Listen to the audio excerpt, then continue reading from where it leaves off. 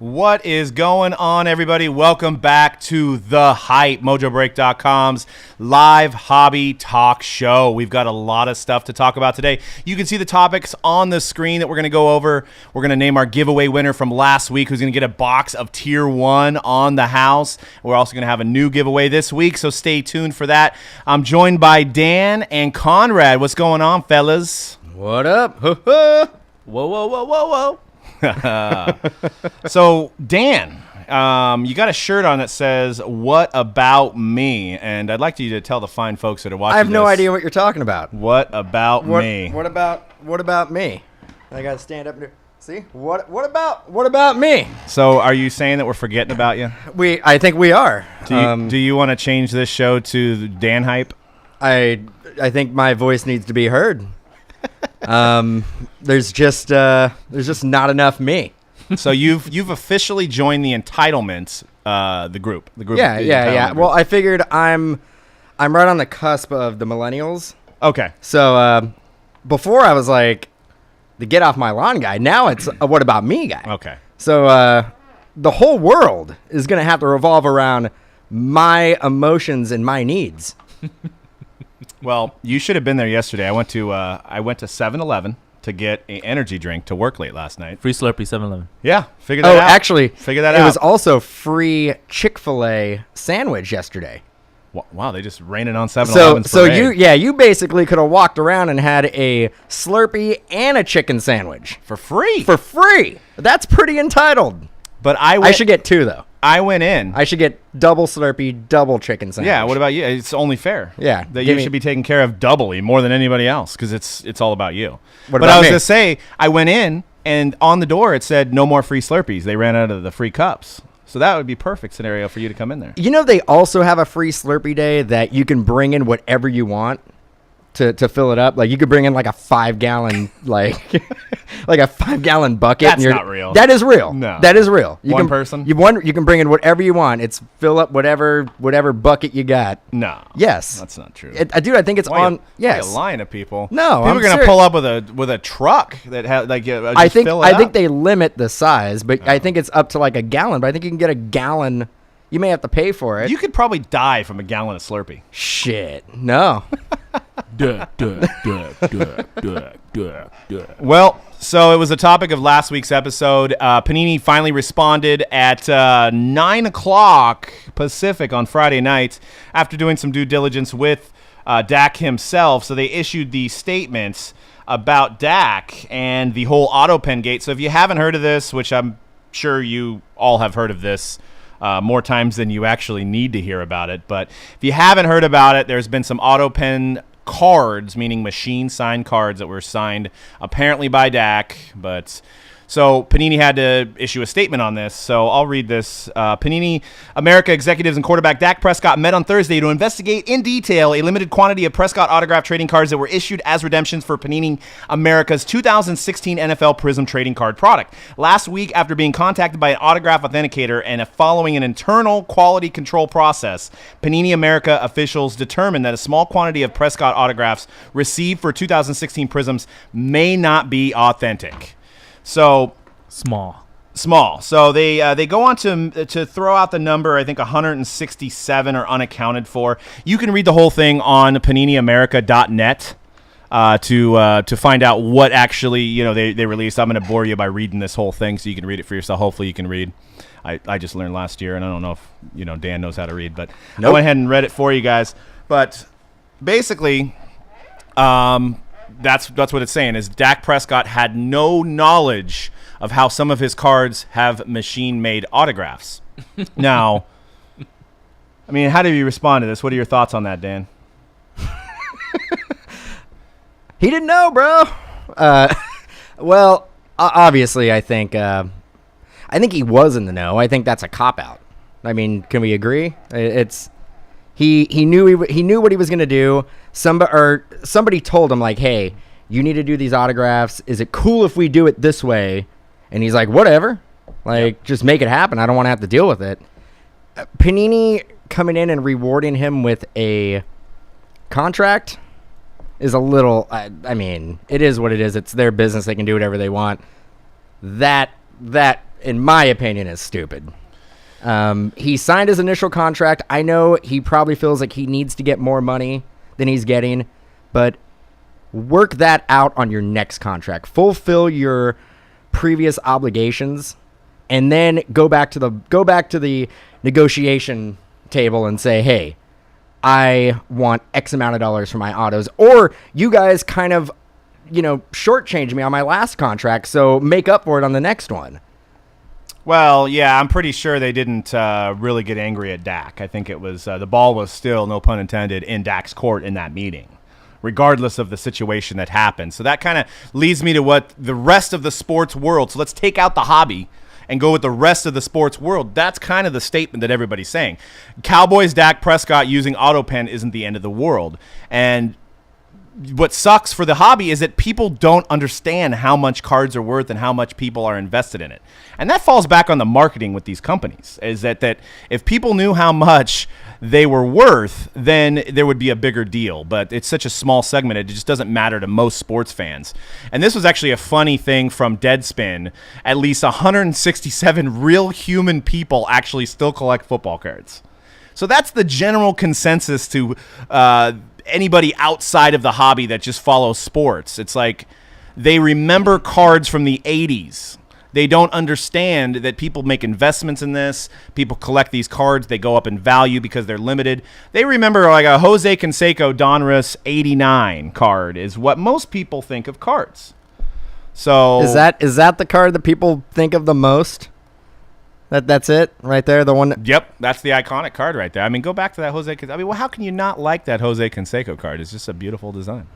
89 Upper Deck, Ken Griffey Jr. Man, but that's the iconic card. That I don't know about the Jose, but you got to get some slides up there. So. And as you guys know that are watching, you guys can all agree with this.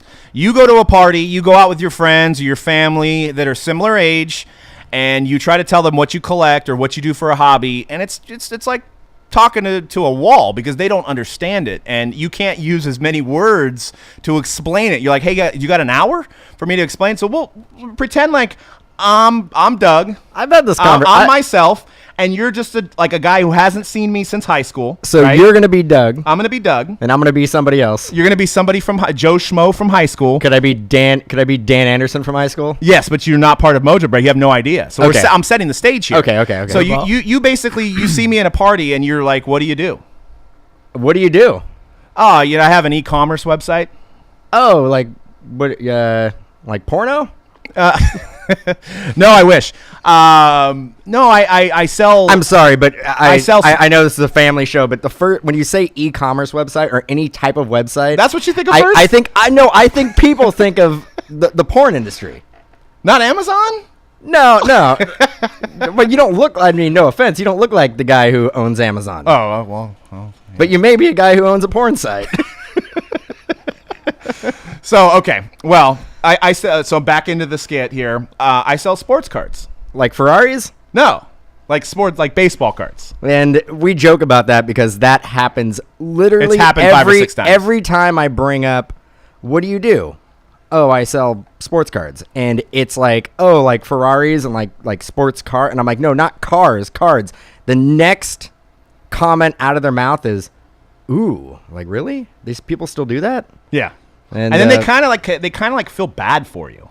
There's kind of that look on their face that goes like. So now basically what I say, I don't even bring up. You sell these? I don't even bring up. You sell that? I don't even bring up sports cards anymore. I bring up e-commerce, what you said, and I see the wheels turning every single time I say e-commerce. Mm-hmm. They're just like, what kind of illegal shit are you doing? Yeah. What are you doing on the interwebs? So then after you say sports cards, then what's the question? Then it's like, hey, you got a second? Like, I got some old cards I got in a shoebox somewhere. Then they come out and you see like a 1991 John Stockton and a 1997 whoever. You think you could sell these for me? Jeff Bagwell. How much do you think it's worth? And then the next thing they say is that, oh, I got so many of these at my parents' house in the garage. I got boxes and boxes and I have binders. Like the plastic binders, and everything's in perfect condition. got to be worth a lot of money, right? You want to come over?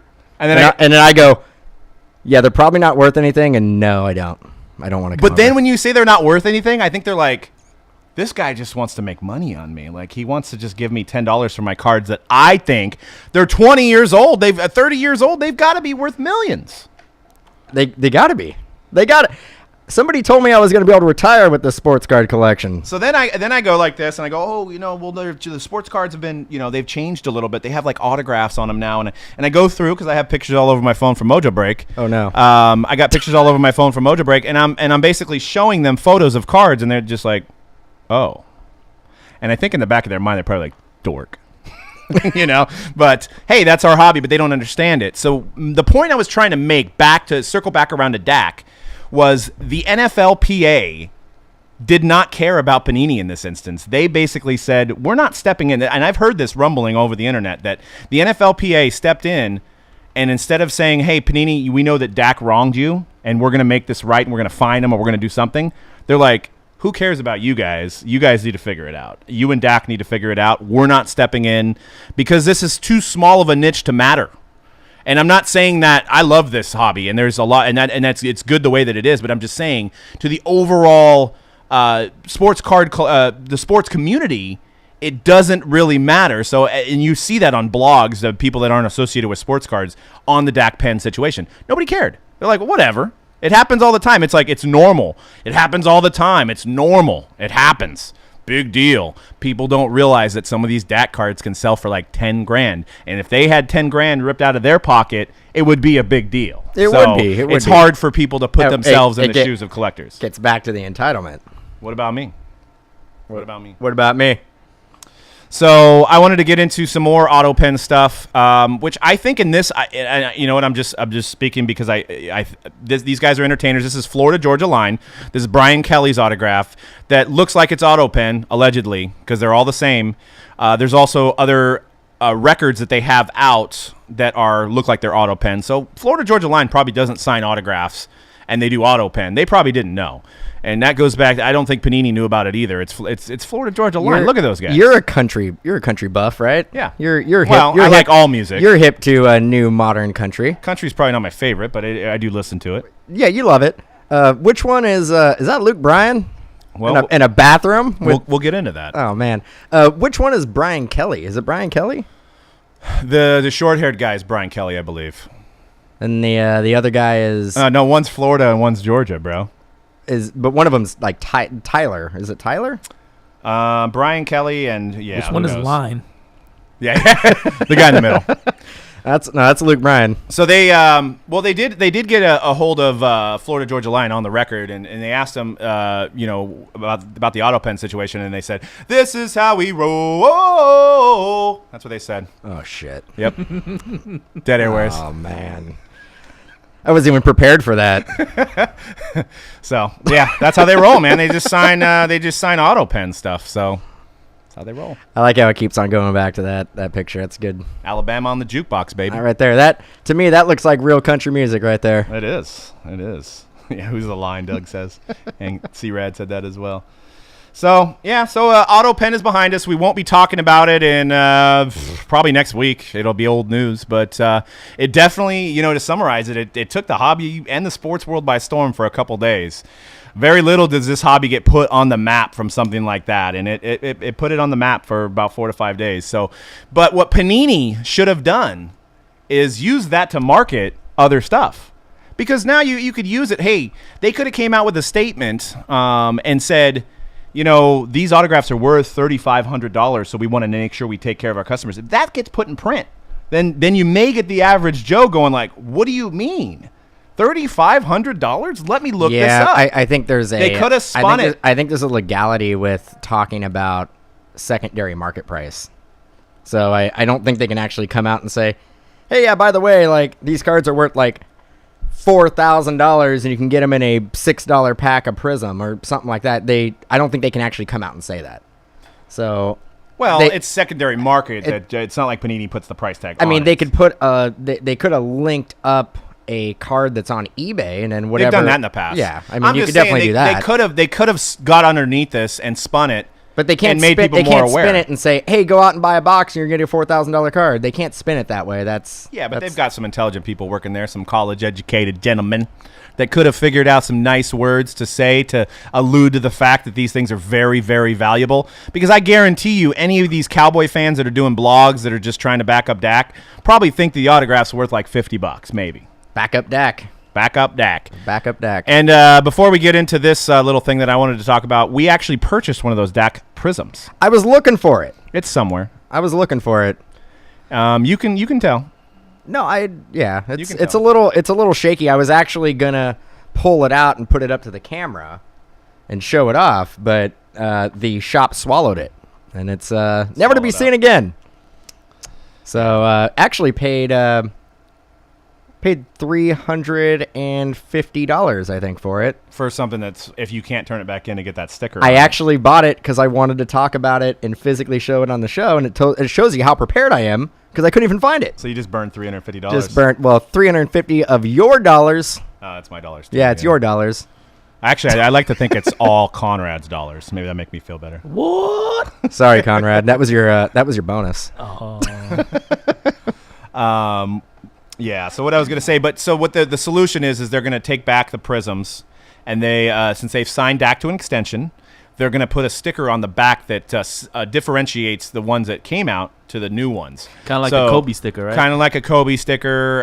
Barry Bonds has one. I think Dale Earnhardt Jr. has one. There's a few athletes that have their sticker on cards to further authenticate it. So I guess that's the plus side going forward is we probably won't be dealing with any more Dak auto pen autos. I think we've you're going to see, I mean, going forward, you're going to see a whole lot less Dak autos. I can guarantee you the price of his autos have gone up for Panini to obtain them. And he may only be in a handful of sets. I don't think he's going to be signing stickers anymore. I'm pretty sure that everything he signs is probably going to be on card. Yeah. That is probably a stipulation in the contract. I mean, briefly before we move on, and raise your hand if you don't want to talk about Dak Prescott anymore. I'm the only one. Yeah. All right. Raise your hand if you don't want to talk about Aaron Judge anymore. Okay, I'm the only one. Yeah.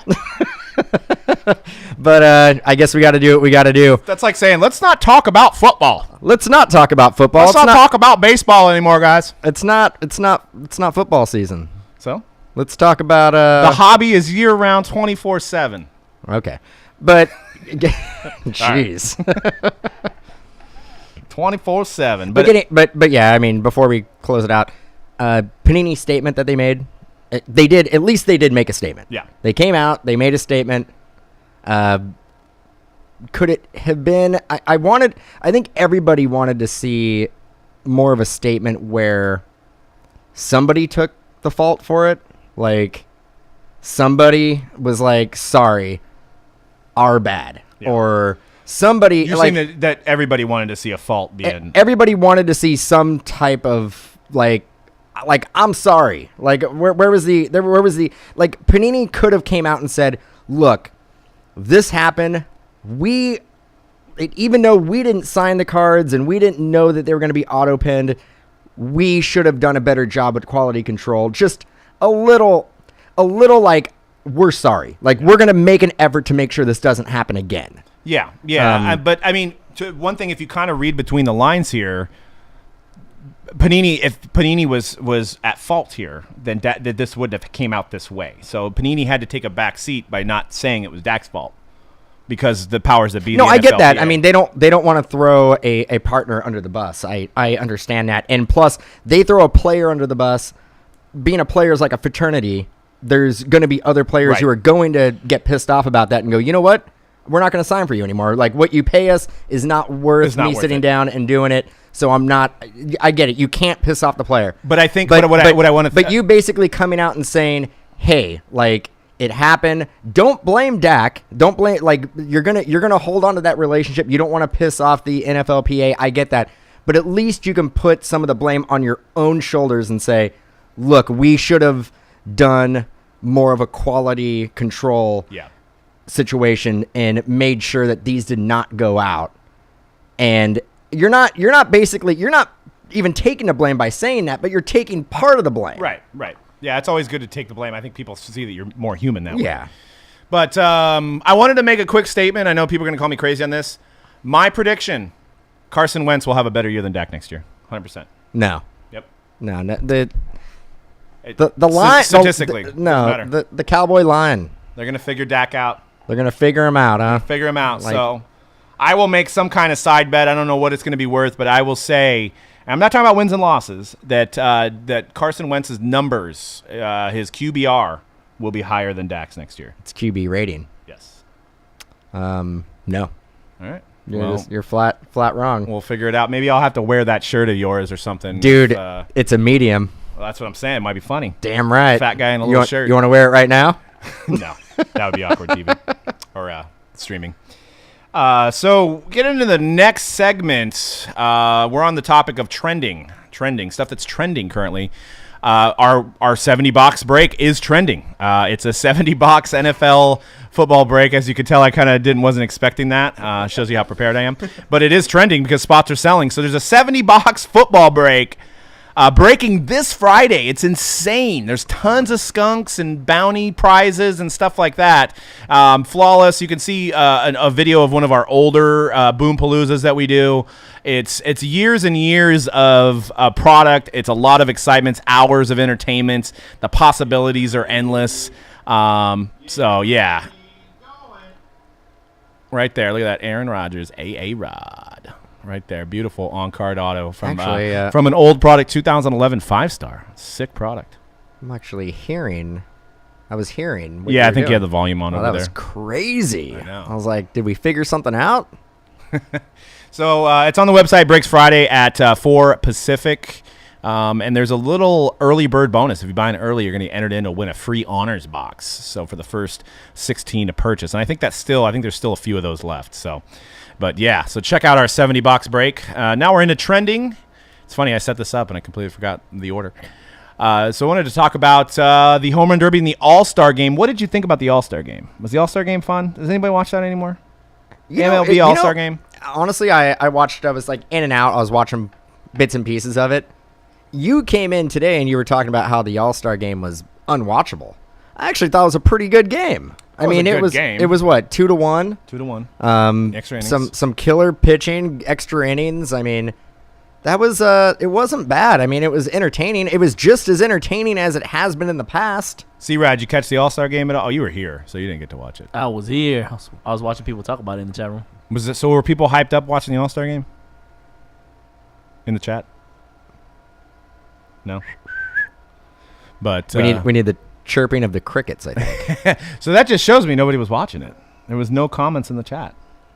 Yeah, I mean, obviously, I was here when the Home Run Derby was on. That was exciting. That was exciting. A lot of people in the chat, a lot of people talking about it. People love home runs. People love the long ball. People love Aaron Judge. Yes. Can't get enough. I think people can watch Aaron Judge hit home runs for like 3 hours. If they just send him out there and just have him swing the bat for 3 hours, just BP. Yeah. I think Yankee Stadium would be sold out just to watch him like hit another 500-foot home run. It's getting back to, it's kind of like Idiocracy. It's like nobody wants to pay attention to the actual game anymore. I want home run. Well, it's like the 3-pointer in basketball. But I think the new rules, the way it's set up, it's super like action packed and fun to watch. I love the distance bonus. Yeah. So if you hit like 2 home runs at 430 feet or farther, you get an extra 30 seconds at the end. I mean, granted, if they did away with the All-Star Game as a whole, and they just did, and we talk about it in Pro Bowl as well, like a skills competition. Yeah. I think you'd get more eyeballs on it. People would pay attention to it. It just has to be worth something. I think when you play a game that's not worth anything, but you also, I mean, what are you going to do? You can do home run derby, but you're going to do like who can throw the ball the fastest. You think pitching coaches and like GMs are going to be like, yeah, send my guy out there, have him throw his arm off. Yeah, I know. You'd have to do it at the end of the season. No. But you still like don't want a guy to go out there and be like, okay, look, I usually pitch like 93, but I think I can get it up to like 103. But I really got to try. Right. No, you don't want one of your players doing that. So, what are some other skill competitions you can do? You can do like a like a hitting where it's like bat control and you have to have different targets in the outfield that you That got might to be kind hit. of cool, like and some like just like infield ones and Like, stuff like that. yeah. like maybe like a mini golf kind of setup, Like a or mini, something. like a mini golf, but a you good have like idea. different targets that you can hit. So then you'd have guys that that don't hit home runs. Yeah, like Buster Posey could like participate. Yeah, like guys have good bat control. Yeah, that's a good idea. But one of the things that I was thinking about when I was analyzing this is pitchers watch a lot of tape, right? When they're if you're going in to face the Yankees, you're watching tape on Judge. If you're going in to face the Dodgers, you're watching tape on Bellinger. So one thing I discovered with Bellinger is that he had his dad throw the ball in so that he could hit home runs. You just gave up. People probably may have already known that, but he basically had his dad throw everything in. So that tells me if I'm facing Bellinger, I'm not throwing the ball in anymore. So by going out there and swinging like 75 times, you are giving some intel to your opponents. It's a home run derby, though, And it's a little different game. He basically is wanting a pitch that he can pull. Are you saying that like pitchers are going to be like, I'm only going to pitch him outside now? Well, if he knows that, Yeah. then he's going to basically know that he change up his swing. Yeah, you can't. And it comes out at some point, and that's what I think Aaron Judge is going to have the hurdle of, is I think there's enough tape on him now that the second and third time around these pitchers are facing him, especially guys in his own division, they're going to have more tape on him, and they're going to have more experience on him. We'll see if he can still continue this 330 average that he's doing and continue it going, because at some point, a guy with that stature historically has a lot of strikeouts. So he does have a lot of strikeouts, but his average is still up. So at some point, we got to see if he's able to get over the hump. But right now, he could run for president next year and possibly win. It was his coming out party, and the whole world knew. We all knew about him, obviously, for the last 3-4 months. But now the whole world knows about him. They were just casual baseball fans. So I think it was maybe Monday night. I was watching TV, and the local news here came on, and they had a 10-minute segment on Aaron Judge and where he grew up. And we're talking, granted, we're about 2 hours away from where he grew up in Linden, which is like Central California. They had a huge just segment, and you're talking about, first off, it's baseball. Yeah. And this wasn't just like the sports reporting portion of it. It was a local segment that was about 10 minutes long, talking about like where he came from, who his coaches were, and this, it's good for baseball. It's good for, baseball kind of needed this. Yeah. Baseball kind of needed a face. They needed a new Ken Griffey Jr. type player that is going to be the face. Well, let me ask you this. Is he the face of baseball now? Who's the face of baseball currently? Nationally, huh? But would Jeter retire? Because I would say a couple years ago it would have been Jeter. Right. For 15 years it was probably Derek Jeter. Yeah, I would actually say that he's more of the face of baseball than Mike Trout or Chris Bryant. I'm saying Bryce Harper. Bryce Harper's the face of baseball. I don't think so. He actually, and what Bryce Harper... and I think it really comes down to the fact that Bryce Harper doesn't play for the Yankees. Yeah. Bryce Harper... He plays at the Capitol, If I was building a team, I would prefer to have Bryce Harper on my team than Aaron Judge. Right. To me, he's more of a proven player. You got to remember, people were talking about this. I think I was seeing it on Twitter. They are a year apart. Bryce Harper and Aaron Judge are a year apart. Yeah. Aaron Judge bloomed a little late. Bryce Harper has been to 5 All-Star games. Yes. And he's 1 year older than Aaron Judge. But you're just furthering my point that Bryce Harper is the face of baseball. I'm saying the fact that Bryce Harper is the reason why you're flat out wrong and he's not is because he plays for the Nationals and he doesn't play for the Yankees. If Bryce Harper played for the Yankees, if Bryce Harper played for the Red Sox, he would be the face of baseball. So we're saying the Nationals are a small market team. I'm saying the Nationals are not the Yankees. And the Nationals, I would say yes, they are a small market team. Okay. Well, one thing they're still known as an expansion team. They're a new team. They're the Expo. They got the Expos pass, but they're a different team name. How many casual sports fans know the connection between the Expos and the Nationals? Well, who do you guys think in the chat? And this is going to be a good poll question. Who's the face of baseball? C-Rad, who do you think the face of baseball is? Chris Bryant. Yeah. I think a good argument could be made for Chris Bryant, Mike Trout, and Bryce Harper. I think Aaron Judge has to prove a little bit more for me. I've asked people who are casual baseball fans about Chris Bryant, and they don't really know who he is. Right. But they know who Bryce Harper is probably. Probably not. I don't know. But right now, that's a clown statement, bro. I think everybody knows who Aaron Judge is. Yeah, he's the new booty right now for sure. So I wanted to move on to the next thing. So these cards right here were sold on Topps Now. So they got posted on the site. They have different variations. If you're not familiar with Topps Now, Topps is killing it right now with Topps Now cards. These cards, they had different variations. They had the sock he wore in the home run derby, cut up, put in a card. They had some balls that were used in the home run derby. They sold out in 10 minutes all of the numbered and all the auto cards, and they took in $102,000 in 10 minutes on Aaron Judge cards. On the autos and relics? Just on the autos and relics. Okay. Not even counting the numbered base cards, because which they probably sold thousands somebody of them. in the chat said that they made $82,000 on the regular cards. Well, then they made $180,000. $180,000. A little shoot came up. That's crazy. That's that next slide. You can see they're just printing the money. 100, and I gave him 20 minutes. Oh, I gave him 20 minutes on that one. So they made $100,000 in 20 minutes. You also used a photo that they're printing up 20s. There's a lot of 20s they had to make for that. No, man, there's a C notes are printing up. It's all true. Well, I mean, it still pales in comparison to who's that guy? That's Cody Bellinger. It's still we had Prime Day yesterday, and I'm sure Amazon made $100,000 in like 5 seconds. Who's that kid? Yeah, I know. He does look young, man. I just felt bad for Cody Bellinger. They brought him into the booth during the home run derby, and they literally had him talk about Aaron Judge the whole time. I felt bad for the guy who was Corey Bellinger. During the broadcast, they're all Corey Bellinger, and I'm all, who is Corey Bellinger? Clay Bellinger. Clay. Which is his dad. So his dad, I guess. Which is a former major league and they got him mixed up because they were talking about Cody Bellinger. Yes. But they brought up his dad. Yeah. And they just mixed up the name. Which is fair enough. And I think it was Ravitch, and I think Ravitch was calling, with ESPN when his dad was around, so it was probably just like muscle memory, Clay Bellinger. How many years did his dad play?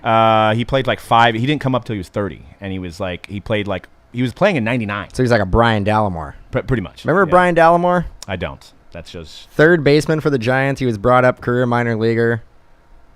No, I do remember the name. About 7 years ago, 8 years ago. So, but I wanted to get into the NBA Summer League is kicking, and we got some really, really bright talent to look forward to for the 17-18 products. This dude right here is my pick for next year's absolute Rookie of the Year. This dude's a beast. I think there's some highlights on the next one. He's scoring like 20 points a game. He's pulling down rebounds. You can watch the Coach Goodwin there and follow him at ballhoggloves.com. But the kid just looks good. I know the talent in the summer league obviously is an NBA talent. But C-Rad, what have you seen from Tatum so far, man? Extremely smooth scoring ability. Yeah, he looks like one of the top guys for sure, like you said. He's gonna be a front runner for Rookie of the Year, especially on that Well, then again, the Celtics they just signed Gordon Hayward, and they do have Jaylen Brown. They got 3 guard or forwards, basically wing players that they're gonna have to figure out minutes for. Yeah, Gordon Hayward's gonna get a majority of those minutes. But I know that, like, once again, summer league, and he's going to be humbled as a rookie. But I mean, he's pretty fluid, he's pretty smooth, and he seems very versatile. I mean, his shot looks good. He's got good size.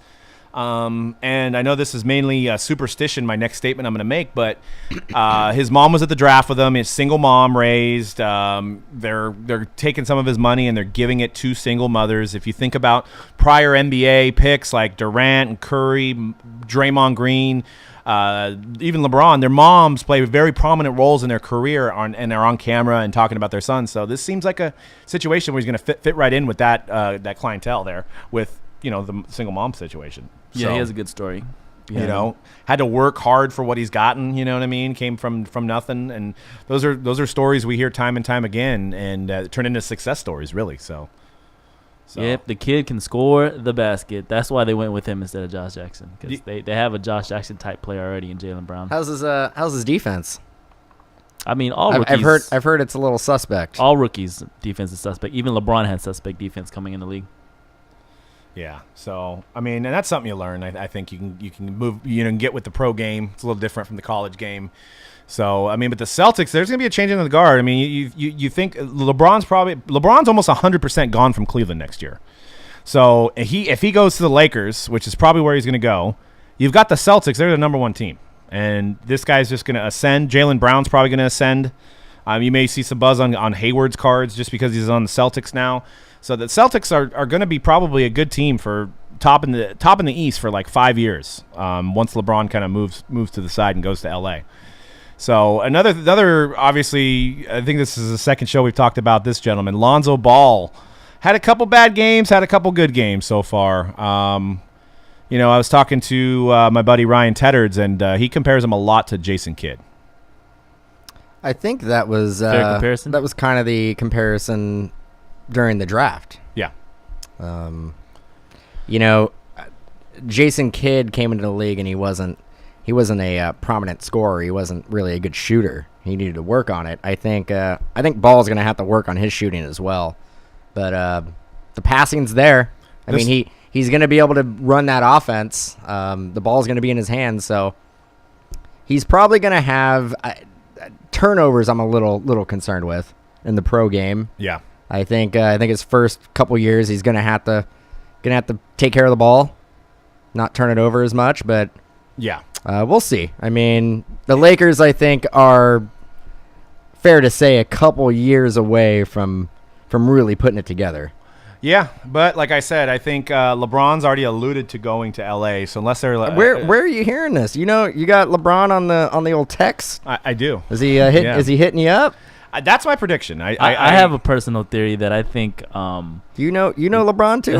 he loves LA. No. I think with Russell Westbrook, I don't know. He hasn't committed to signing the extension yet with the Thunder. With him and Paul George, we know Paul George wants to play in LA. Yeah.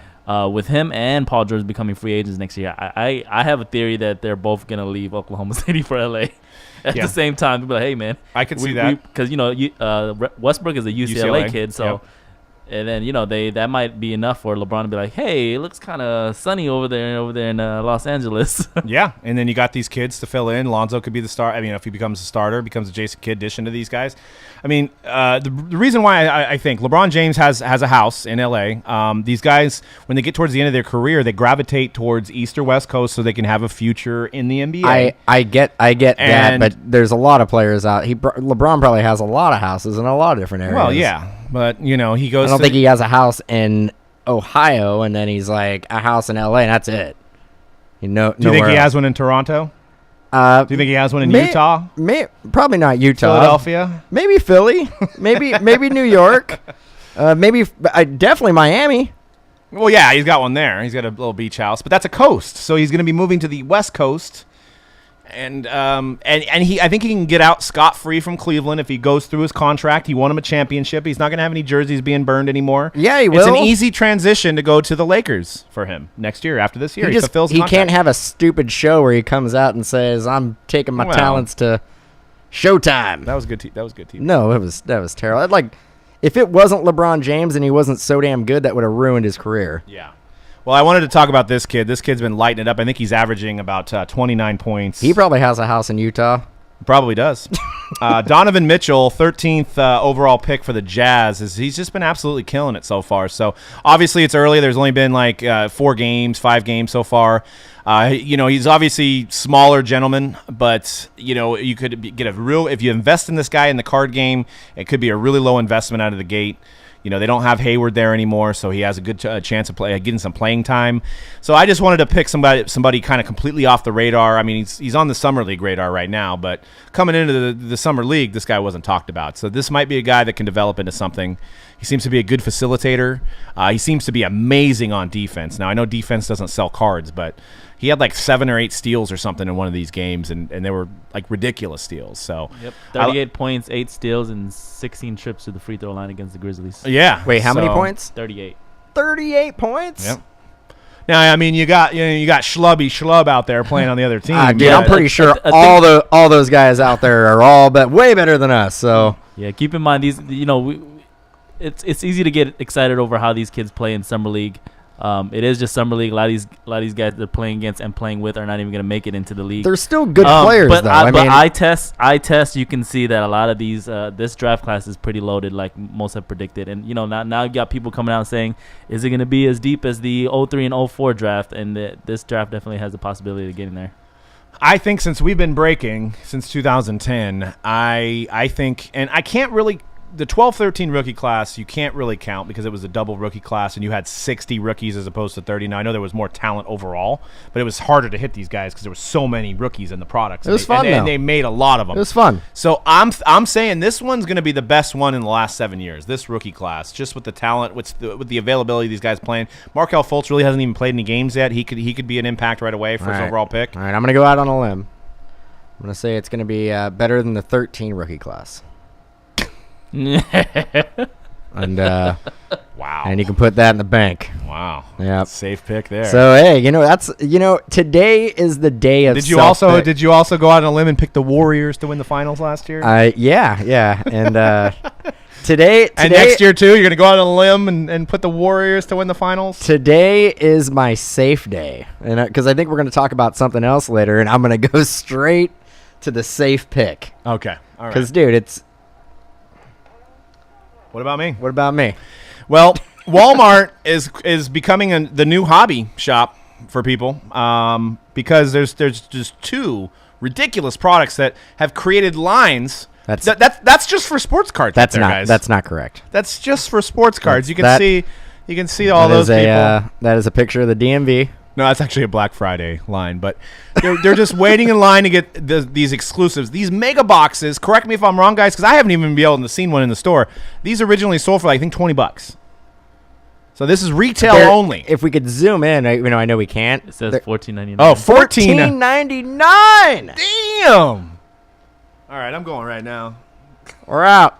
I'm going to go try to get some of those. No, it's all gone.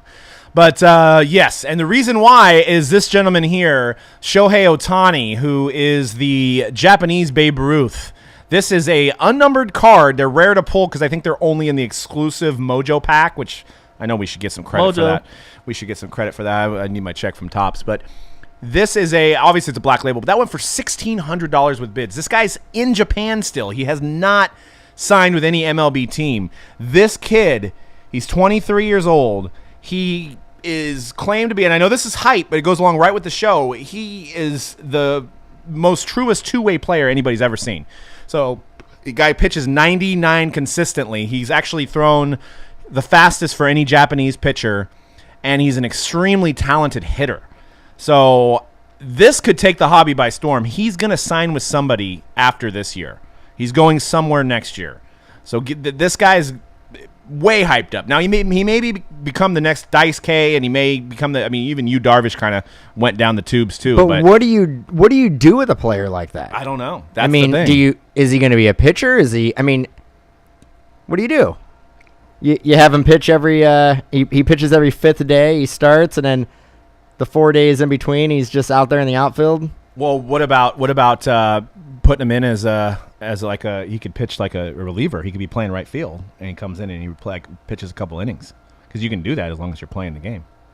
Well, yeah, the Giants did that wackiness. But they have position players come in and pitch on our. It happens a couple times a season, so absolutely you can do it. I don't know, man. I don't think that's a recipe for success, though. I think he has to be either a pitcher or a position player.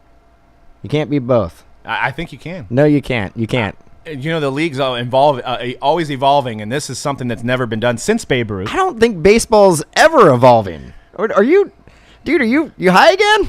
Dude, Aaron Judge has hit the ball 513 feet. Somebody in 1902 could not hit the ball 500 feet. That's evolution of the game. That's not the game evolving. Yeah, that's just talking about the players. That's a player evolving and getting bigger. That's not the game changing.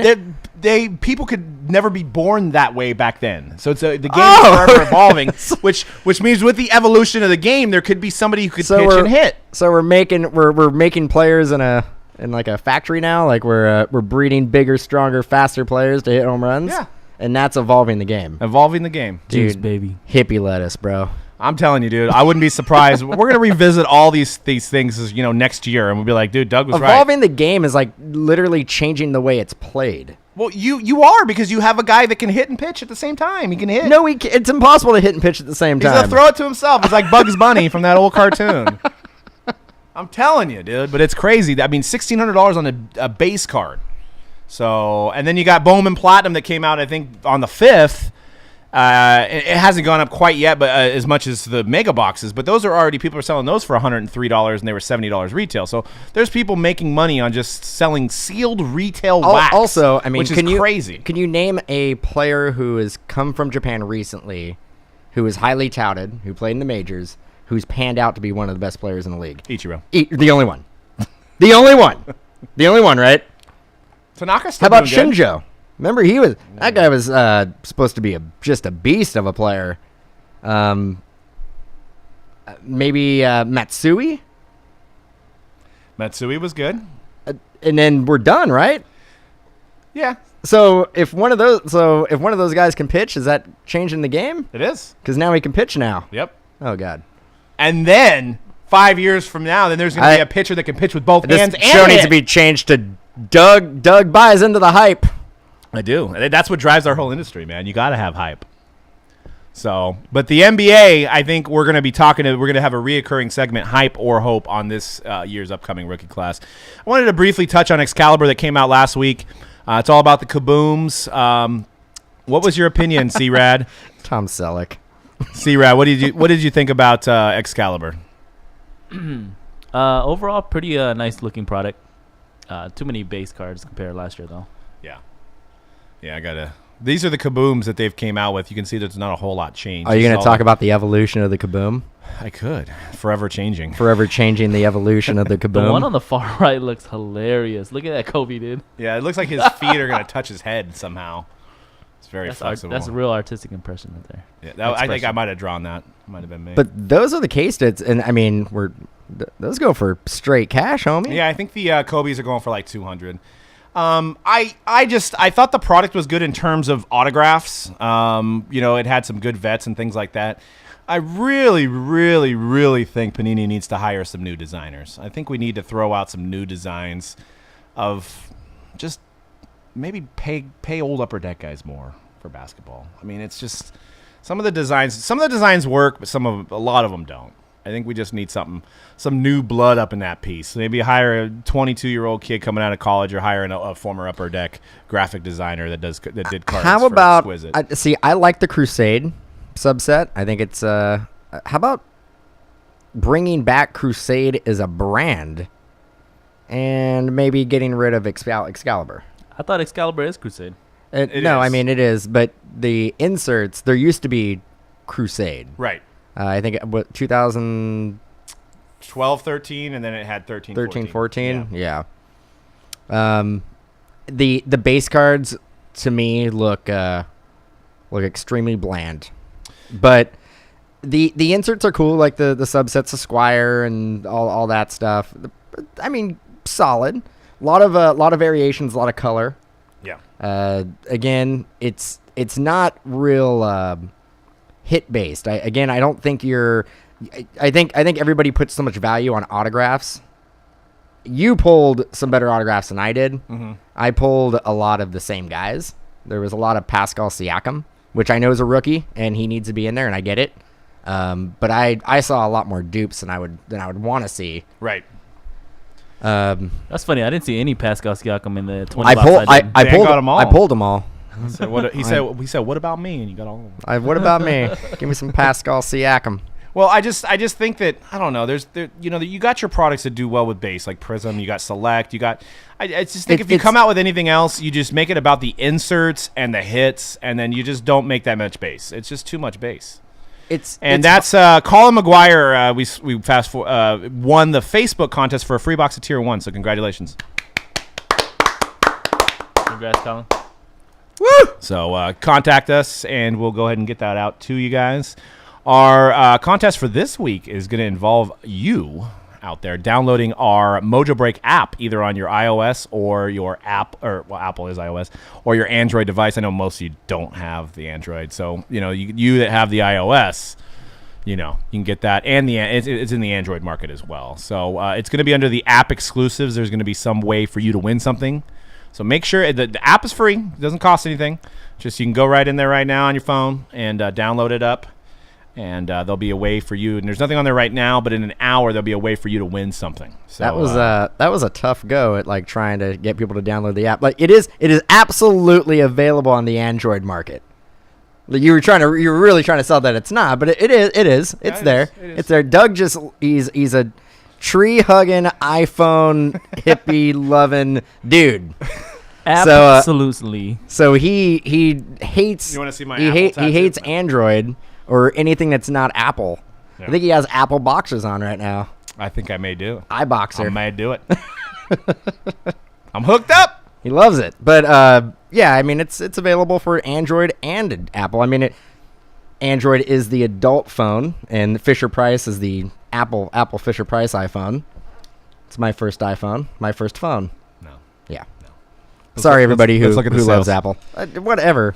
There's Apple makes whatever. I wanted to make some time for the questions. So if you guys have any questions you want to ask us, put it in the chat and we'll try to answer a few of them because we skipped it last time. But the new stuff, Allen and Ginter comes out next week. Checklist looks pretty good. It's already gone up based on one Yankee guy. But there's also Floyd Mayweather autographs, which is perfect timing from the press conference that came out yesterday, which is absolutely a must-watch. If you haven't seen it. Notorious. Yep, there he is. My Irish brethren right there. Conor McGregor. What can you tell us about this kid, Conor McGregor? I mean, we all probably know about him, but Conrad's our MMA expert here. What can you tell us about this guy? Man, he has an unbelievable story. Rise to MMA, unlike any we've seen in the sport. MMA is still a fairly young sport, but he has grown to a height that no other MMA fighter has come close to. And there's people who hate him for sure, but you can't knock the kid. He's about to make $100 million in a boxing match. Yeah. And he's an MMA fighter. Yeah, it's world changing. So here's a little snippet of part of the press conference from yesterday of them going face to face. But you can watch it. Fight Hub TV did a good job of covering the event. Every media outlet did. But there was some good stuff going down. This is $100 fight's probably going to be not enough. I'd probably give $200 to see this damn thing. But you know how you do it. You get all your friends together and you throw in $10. You make sure you get at least 10 people, and then you get some beers, and it's a good night. But this fight's going to happen August 26th. Dan, you're talking about safe picks. I think I know who you're going with. Who are you going with? Money, baby. Money. Mayweather. No doubt. Dude, McGregor's going to get the shit kicked out of him. That guy is not a boxer. Now, again, if it was like an MMA fight. So he runs out there for an MMA fight and he just goes like this? Dude, he's not a boxer. He doesn't have any hands? Mayweather is a trained boxer. He's going to beat the shit out of McGregor. It's not even going to be close. All right. Okay. I mean, again, Mayweather hasn't knocked anybody out for how long? He may do it this time. I disagree. Dude, there is 0% chance that McGregor wins this fight. 0%. I think for me, what this is going to come down to is confidence and guts. And I think that McGregor is the first opponent that Mayweather's faced in the last 10 years that has the guts to engage him. Now, it's going to probably be a pretty wild fight. But if you just the Mayweather fights over the last years, even Packett, it was a straight snooze fest. You just had guys that were just, nobody wanted to engage him. McGregor has nothing to lose. He's going to go out there swinging. If he's going to lose, he's going to go out swinging. He's not going to let it go to a decision. I could say this. There's probably not going to be a decision. One person's going to get knocked out either way, and my money is on McGregor. Yeah, if it goes to decision, it's a Floyd Mayweather. Yeah, it's a Floyd win. Mayweather. Yeah. You serious? Here's a couple things to keep in mind because I watch all of McGregor's fights, and I have friends who are watch a lot of boxing. I have Filipino friends who watch a lot of boxing. So a couple things to keep in mind. Floyd, everybody talks about it. Most analysts and boxing experts and most just casual fans, it is true. Floyd should win this fight. It's a boxing match. He's one of the best boxers ever, and actual boxers can't even hit him when they get in the ring with him because his defense is so incredible. But the other thing to keep in mind is Father Time can catch up eventually. He's old as that's one fuck. factor. Conor McGregor is the bigger fighter. He is stronger. He is younger. He is gonna be faster. And boxing is a combat sport just like MMA is, and they're gonna be standing. Like even Floyd said it himself. Conor has lost when he went to the ground, but he's a stand up fighter, and so. You put those two guys in there, you never know what's going to happen. Plus, if you look at McGregor, he's had to actually prepare for opponents that use their feet. So he had 4 limbs to worry about. He's got to just prepare for a fighter that uses his fist. You're just dumbing down the MMA, and he's going to be able to prepare for this, and he's got the guts to win this fight. It's like Roger Federer going out and playing linebacker for the Cowboys. Oh, that's 2 different sports. No, I don't think it's that extreme. Yeah, it's still they still punch in MMA. Yeah. You act like they just hug each other and fall to the ground in MMA. Oh man. However, Floyd should win this fight because it is a boxing match. He's like I said, he's one of the best ever. His defense is incredible. No other boxer has really been able to touch him. So I can't really say with confidence that Conor is going to go in there and be able to touch him. But if he can touch him, he's going to put Floyd Mayweather away because Floyd is smaller. He doesn't fight at 154 either. That's the other thing that you have to keep in mind. He doesn't fight at this weight class. It's a higher weight class than he's used to. Conor is the bigger man. And how old is Conor? What's the age difference? He's 28 years old. And then in his prime. And Floyd's over 40, right? Or he's close to it. He's 41. So there you go. I couldn't beat up a. How much you want to bet? How much you want to bet? Well, you got to give me the odds in Vegas. We're not doing straight up. I got to take a little bit of a percentage there. Like 10 to 1 on the money or something. I mean, you're loving it though. I mean, you're it's like a no doubter. Well, I'm like shooting it full court, where you're like shooting it from the free throw line. Yeah, so I got a hard chance making it. No. You're shooting it from the parking lot. I'm laying it up. I think Conor right now is a plus 700 underdog. So you gotta give me 7 to 1 on my money. So we'll do $100. You have to pay me $700. I pay you $700. Yeah, fuck it. Whatever. All right. Whatever. On air. Whatever. Jay August said the bet should be that Doug has to do all the randoms after all the breaks for the rest of the year. Oh. Whoa. I don't know if I would have put that on the line. But then what happens if you win? What does Dan have to do? Yeah, Matt had a great point. It's like Jared Hayne playing in the NFL. You had rugby and football. How did that go? Well, Jared Hayne had a solid career in the NFL. I don't think the Niners gave him a chance. They didn't give him a chance? Did they even give him a jersey? I think so. If you're talking about comparable sports, boxing and MMA is the closest thing you can compare to different sports. Like soccer and football is nothing alike. You know what I'm saying? Baseball and basketball is nothing alike. Boxing and MMA, where you're trying to take the other guy's head off, is the closest thing you can compare to each other. There's completely two point. Different type of techniques. There's a completely different technique in MMA. But Conor doesn't have to worry about the other technique now. He just has to. So he's gonna come in. He's gonna be that guy with like just the arms like flailing, like if I hit you, I'm gonna. What makes it interesting is that Floyd is old. Yes. That's why it's an interesting fight at this point. Man, if we were talking about Floyd Mayweather maybe 10 years ago, maybe even 5 years ago, he'd probably wash Conor McGregor with no problem. How many times has Mayweather lost? Oh yeah, give me my money. So the one time he's going to lose in his career is going to be a guy who's not even a boxer? What was his best... When he's 41 years old, yeah. No. I bet you heavy hitters knows. What was Mayweather's best opponent? Who gave him the best fight? I haven't followed Mayweather, his early career stuff, so I can't, say that. But what was his best opponent? Mayweather's definitely been stunned. Has he been knocked down? I'm sure he's been knocked down. Yeah, he's been knocked down a couple of times, but never. He didn't stay on the ground for very long. Yeah, so this is going to be the event of all events. I mean, this is crazy. It's good for both sports. I think boxing needs something like this. I mean, after not having Tyson, Holyfield, all these big name fighters that have gone on and retired, there really hasn't been. Besides Mayweather, there's nobody else. So this is the fight. And then the Pacquiao Mayweather was like 5 years too late. I don't think it turned out to be exactly what people expected. This should be And amazing. Here's another thing to keep in mind. Conor De predicted La Hoya. that. Okay, Conor, so Mayweather De La Hoya then. Conor Okay. predicted that he's gonna knock out Floyd under 4 rounds. The reason he said that is because the first 4 rounds are the best chance that he has to knock Floyd Mayweather out. If it goes beyond 4 rounds, like Mayweather's gonna win the decision. If it goes beyond 4 rounds, Conor could tire out. If it goes beyond 4 rounds, he's gonna show Floyd everything that he has. Floyd, once again, is a great defensive boxer. He makes you miss. He makes you frustrated because you can't hit him. So Conor came out and said, "I'm gonna knock him out within 4 rounds," because he has to. He has to knock him out within 4 rounds. Yeah, that's a good analogy there. I heard that, but I didn't think about that. That's a very good point. Look at McGregor's ear. You don't ever want to mess with somebody that has an ear like that. That's cauliflower ear means you're a crazy motherfucker.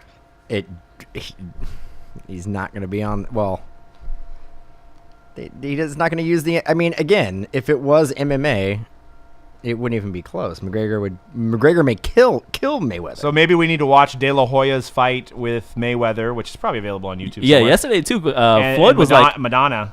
Floyd was like, "Yeah, after this we can put on 4-ounce gloves." I was like, "Whoa!" A lot of people were like, "Whoa, are you sure about that, Floyd?" I don't know. I know they were just talking crap to each other, but it's like Floyd was saying he was gonna come into the octagon and beat him. I was like, "I don't know about that, buddy." Well, he also said that you could change the gloves. He's like, "I don't care about those rules. You're making it like it's on me." He's like, "You can wear whatever gloves you want," and it's like that's probably an easy thing for him to say, but boxing's never going to sanction that, so he knows he has that to fall back on. They're not going to let him go down to the specific type of gloves that aren't used in boxing. So. Yeah. But all right, guys. I think at the end of the day, everybody's going to be super, super bummed they spent $100 on this fight. I hope not. I think there's going to be more entertainment factor leading up to the fight. So it's going to be like the All-Star game. Well, Just kidding. There's going to be a lot of anticipation leading up to it. The Showtime show they're going to have is going to be really, really exciting.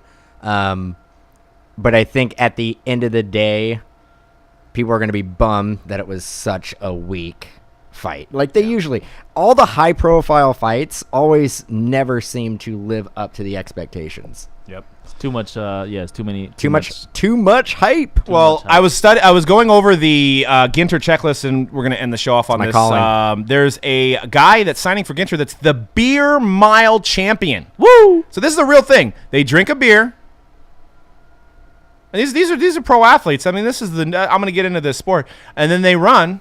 And they have to drink a beer every lap. So there's 4 laps. You got to drink 4 beers. This guy ran the mile in 4.5 minutes with drinking 4 beers. We need to go do this sport. Dude, I'm telling you. Or at least just film it, just us 3 doing it. Maybe and have it for a segment on the show. But so this guy is the beer mile champion, and he's going to be in Ginter, which this guy's just like a model for all collectors right here. That's what we all hope, that we can drink beer and run. And it's a dream I want to live in. So this guy is in Ginter, and you can get his autograph. He's the beer mile champion. Beer running champion. Woo! Yep. So I was going to go over the checklist, and obviously with Mayweather, you can get Mayweather. There's Brooke Hogan. You can get Brooke Hogan. If you don't know the history of Ginter, it's 70% baseball, about 30%. Wacky stuff. Weird shit. And which makes it kind of exciting to break. Nick Jonas is going to have an auto in there, too. I'm going over the non-baseball. All the baseball autographs are in there that you want. Trout, Judge. Judge is going to be huge in this. Bryant, stuff like that. But to go back to the Ginter set, is Benintendi's got it in there. They've got some of the notables. Jay Glazer has an autograph. Freddie Prinze Jr. has an autograph. Paul Feinbaum. Sarah Michelle Gellar is in there. Stephen A. Smith has an auto in there. Tom Arnold. They're married. Who? Sarah Michelle Gellar and Freddie Prinze. Oh, are they? Oh, yeah. They came in together. Yeah. Mike Jasperson, who Jaspy's Hobbyland, he's going to have a card in there that he won at the Transcendent party. That's so cool. Sage Steele. There's a lot of big names in the non. So go over the checklist. The checklist is out. It looks like it's going to be a pretty phenomenal product, as it is every year. And they have the Ginter code, which I'm too dumb to figure that out. There's a code that you can crack, and then you win like 1-of-1 autographs of all the guys in the set. And it's pretty crazy to figure out the code. There's like little hints on the back of the cards and stuff like that. So the Ginter code is a whole other element, which brings a really fun thing to the hobby and collecting sets and stuff like that. So Topps always kills it with this set. We don't expect anything different from Ginter next week. Comes out next Wednesday, as well as Optic we were showing comes out next Wednesday as well. I think Pantheon Football comes out tentatively, but I think Ginter's going to have the spotlight next week, so get your breaks. MojoBreak.com, we got... Brooke Hogan has autos. I know. Am I reading this in the chat? Does Tom from MySpace have autos? Yeah, he could. He could. What's his last name? That Jaspy auto is sick, too. Tom from MySpace. I want to get my auto and He's your top friend. There's a Tom Arnold, Tom Anderson, MySpace co-founder Tom Anderson. Yeah, dude, they got to use the photo, right? The photo that they always had. Yeah, that's awesome. Yeah, so that's cool. So shout out to Tom. And I think there is a few non-baseball spots still available for our case breaks, and those usually kill it. So check that out on MojoBreak.com. We'll do one eBay break as well. Yep. So everybody got a chance to bid on the non-sport on eBay as well. So that's next week's going to be lots of fun. So, but be sure to download the app and look on the app exclusives from the iOS, the Apple Store, or the Android Marketplace to download the Mojo Break app. Just type in Mojo Break and you'll find the app and download it. Not only will there be something to win, but there'll also be discount codes and stuff as well, and you'll get push notifications every once in a while about upcoming breaks. So it's a good way to stay in the loop. So thanks for checking us out. We got Stadium Club breaking next, and we also have more Gold Standard today. We've got a lot of stuff, 12-13 momentum. So check out our schedule, getting a break, and we'll be live here in 5 minutes. So we're going to keep the feed on.